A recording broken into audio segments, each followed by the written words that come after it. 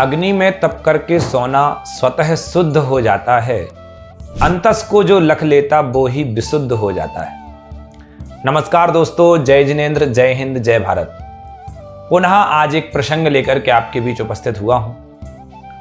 पांडवों की जब विजय हो जाती है, विजय प्राप्त करने के बाद पांडवों का मन होता है क्यों ना हम 4 धाम की यात्रा करें और अपने पापों का प्रक्षालन कर लें।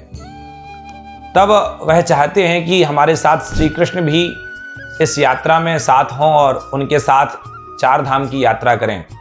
परंतु श्री कृष्ण के पास जब वह निवेदन लेकर के जाते हैं, श्री कृष्ण बोलते हैं मैं अभी व्यस्त हूँ, एक काम करो, आप लोग जा रहे हो तो एक प्रतिनिधि के रूप में मेरी तुमड़ी आप अपने साथ ले जाइए और जब भी आप लौट करके आए तो इस तुमड़ी को साथ में लेकर के आइएगा। कोई बात नहीं, श्री कृष्ण नहीं गए, परंतु उनकी प्रतिनिधि के रूप में जो तुमड़ी थी उसको साथ में लेकर के पांडव गए। और पांडव जब भी स्नान करते किसी नदी में, गंगा नदी और भी जितनी नदियां पड़ती हैं, उन सभी नदियों में जब भी वो स्नान करते थे, वह स्वयं तो एक बार स्नान करते थे, परंतु उस तुमड़ी को 4 बार स्नान कराते थे, डुबकी लगाते थे। तो इस प्रकार से उन लोगों ने निरंतर चलते चलते 4 धाम की यात्रा संपन्न कर ली। और जब 4 धाम की यात्रा संपन्न की तो पुनः वह अपने राष्ट्र पहुंचते हैं, अपने स्थान पर जाते हैं। और जब वह पुनः अपने गांव वापस आते हैं, तब श्री कृष्ण उनके सम्मान में एक भोज करते हैं और उन सभी पांडवों को आमंत्रित करते हैं कि आप लोगों ने 4 धाम की यात्रा की है, आप लोग आइए, हमारे यहाँ आमंत्रण है आपका, आप सभी लोग भोजन में पधारिए।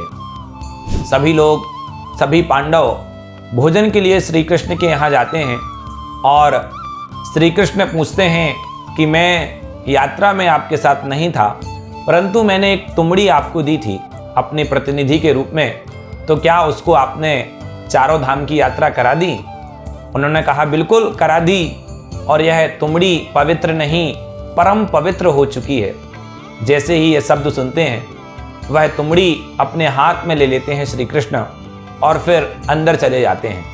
थोड़ी ही देर बाद सभी को भोजन परोसा जाता है और भोजन में खीर परोसी जाती है। जैसे ही पांडव उस खीर का सेवन करते हैं, 1 चम्मच खीर अपने मुख में डालते हैं, वैसे ही थू-थू करने लगते हैं। और जैसे ही थू-थू करते हैं, वह श्री कृष्ण नज़ारा देखते हैं और श्री कृष्ण पूछते हैं ये क्या कर रहे हो, ये थूको मत, आप लोगों को बड़ा पाप लगेगा, क्योंकि आपको पता नहीं है यह खीर उस तुमड़ी की है जिस तुमड़ी को आप परम पवित्र करके लाए हैं। लेकिन पांडव बोलते हैं मुझे नहीं पता ये खीर आपने कैसे बनाई है, परंतु यदि इस खीर का सेवन करेंगे तो निश्चित ही हम सभी मरण को प्राप्त हो जाएंगे, इसको खाने के बाद जिंदा नहीं रह सकते हैं।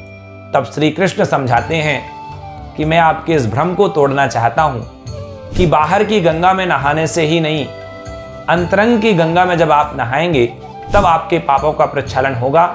कहने का मतलब यह है कि जब तक हम अपने अंतरंग को शुद्ध नहीं करेंगे, अपने अंतरंग में छल कपट रखेंगे, तब तक हम भगवत्ता को प्राप्त नहीं कर सकते हैं और हम अपने पापों से मुक्त नहीं हो सकते हैं। इसलिए आप बाहर की गंगा नहीं, अपने अंदर की गंगा में स्नान करें, उसमें डुबकी लगाएं, तब जाकर के आपका और हमारा कल्याण होगा।